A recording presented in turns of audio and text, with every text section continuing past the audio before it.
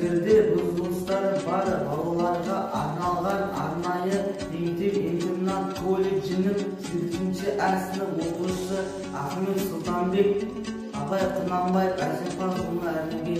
Әсемпаз ұлына әрнеге өнерпаз болсан ары қалан, сен де бір кірпіш шүймеге еттігін тапта бар қалан. Қайрат пен ақыл жорықта бар, қашқан қадақ туғанға, әлде шапқат кімде бар, сол жарасар туғанға.